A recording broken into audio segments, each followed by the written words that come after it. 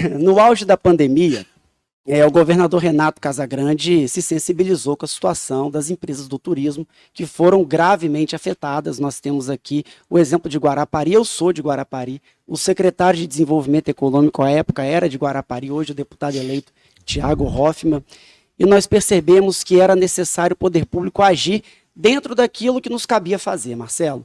Dentro daquilo que nós podíamos nos mexer, dentro daquele quadrado que nos era dado, Fernando, nós tínhamos que agir de alguma forma. E o governador Renato Casagrande nos chamou o secretário à época, Thiago Hoffmann, e disse: precisamos criar uma solução para socorrer os comércios, para socorrer a rede hoteleira, para socorrer as empresas que vivem do turismo. E nós fomos procurar no mercado o que tínhamos no mercado, o que o governo federal estava oferecendo de socorro emergencial às empresas. Observamos aí, Fernando, que o governo federal criou o PRONAMP, que foi um programa de muito sucesso, o PRONAMP que irrigou a economia nacional com muitos recursos, mas o estado do Espírito Santo tem uma condição melhor que os outros estados da federação, Marcelo, e é por isso que nós acabamos criando uma espécie de PRONAMP Capixaba, que foi o Fundo de Proteção ao Emprego, com algumas diferenças do PRONAMP. Em primeiro lugar, a taxa de juros. A taxa de juros do PRONAMP era a taxa Selic mais 6% ao ano. Ao PRONAMP Capixaba, o Fundo de Proteção ao Emprego, era só a taxa Selic. Então a diferença de juros já era colossal, já era abissal. E nós começamos a entregar esse recurso sem juros, corrigido apenas pela taxa básica de juros, com uma única finalidade: impedir que as empresas fechassem as portas e que os empregos fossem preservados. E aí o nosso resultado, Camila, foi sensacional. Foram 7 mil empregos preservados na economia capixaba, fruto de um programa capixaba de socorro, de crédito emergencial às empresas. E aí vocês devem estar se perguntando, e isso teve risco? Teve risco, e como que as empresas estão se comportando? Pagando e pagando bem, Marcelo, isso aqui é importante. Nós observamos que a economia reage bem, quando a inadimplência é baixa, é reduzida, Fernando. Ou seja, conseguimos socorrer empresas, preservar empregos, e essas empresas agora retornam ao Banco de Desenvolvimento Capixaba para buscar novas linhas de crédito para a sua expansão. A título de curiosidade, o primeiro cheque, Marcelo, assinado do Fundo de Proteção ao Emprego foi para Guarapousada, está aqui o Gustavo, ele foi o primeiro contemplado. Pode anotar, foi simbólico ser uma empresa de Guarapari. Vou pedir um patrocínio. Uma empresa ligada ao setor de turismo, né, Gustavo? Então foi muito importante para nós conseguir fazer essa destinação, primeiro, a uma empresa de Guarapari, para mim, para o secretário Thiago, foi muito importante para nós esse simbolismo. E o governador, porque foi no gabinete dele, eu acompanhei pelas redes sociais, o governador estava presente, fez questão de participar e assinar, porque a gente critica muito o governo, mas temos que elogiar também, porque eu vejo de vez em quando você assim, porque o governador pega o telefone e liga quando não gosta de alguma coisa, não é isso? Ele acompanha, né? O governador é muito participativo, o governador participou diretamente da construção dessa linha que socorreu 7 mil empregos em nossa economia, e o que é mais importante, da onde vem esses recursos, Marcelo? Do Tesouro Capixaba.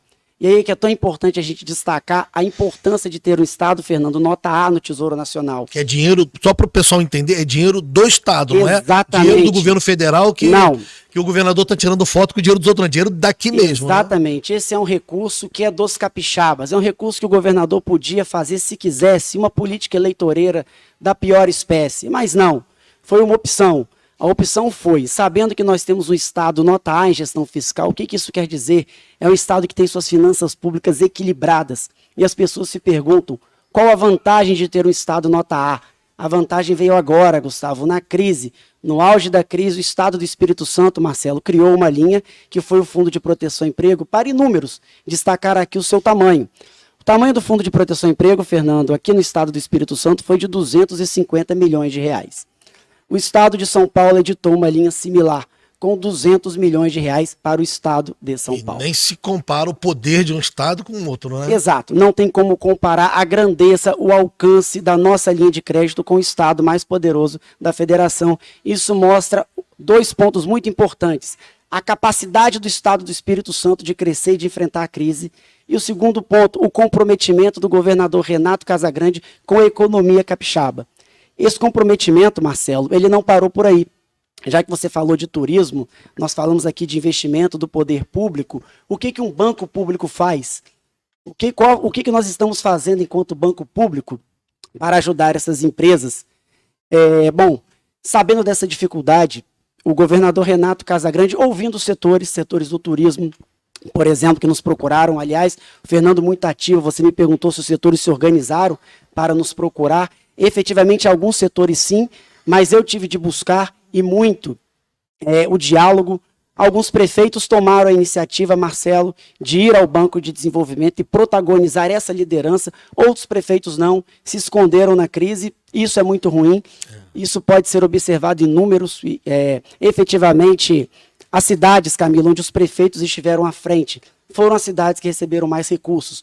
Por quê? Porque o prefeito dá credibilidade ao projeto. O prefeito é o grande líder da cidade. Então, o prefeito protagonizar essa liderança é fundamental para que possa haver uma alocação saudável de recursos. Até porque é um banco e tem que ter garantia que o recurso está sendo bem aplicado, que ele volte. Não é só vamos dar dinheiro, não é assim. O banco não pode trabalhar assim. Exatamente. Muito embora um banco de desenvolvimento que pertence a um governo forte, um governo fortalecido, ele pode correr alguns riscos, ele pode emprestar o dinheiro sem juros, por exemplo, como fizemos.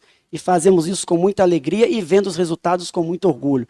E por isso, Marcelo, que não paramos por aí. Importante aqui, a Camila está aqui para conhecer esse novo projeto. Fernando, que já conhece, porque fizemos o lançamento aqui do governo do estado, que é uma linha de crédito, Marcelo, chamada Desenvolve Espírito Santo.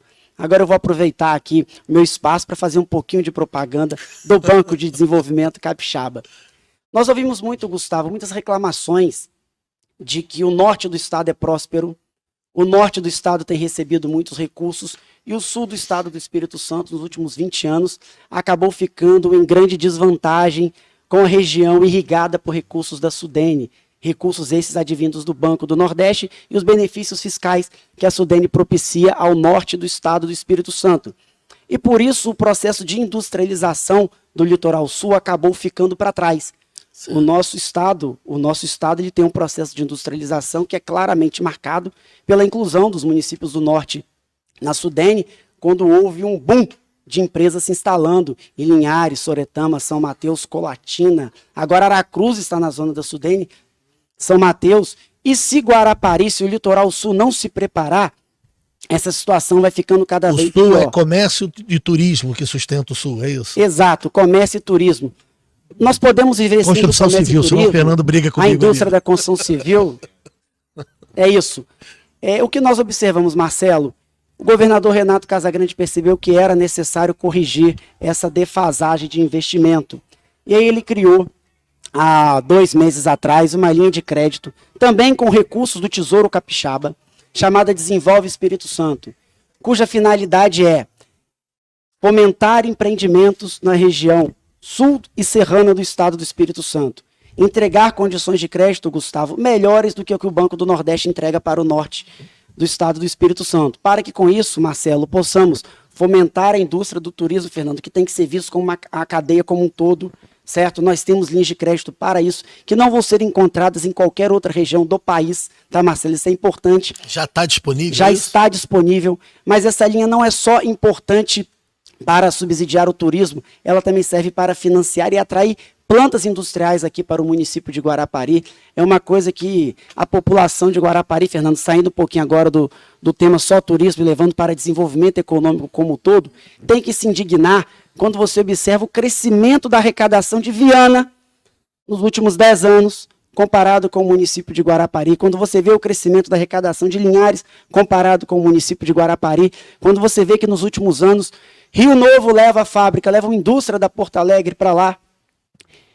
Piúma estrutura um polo industrial, está lá a Paletitas fazendo sucesso e capitaneando investimentos para o município. E por que Guarapari não? E por que Guarapari não? Por que aqui não é um centro de logística também?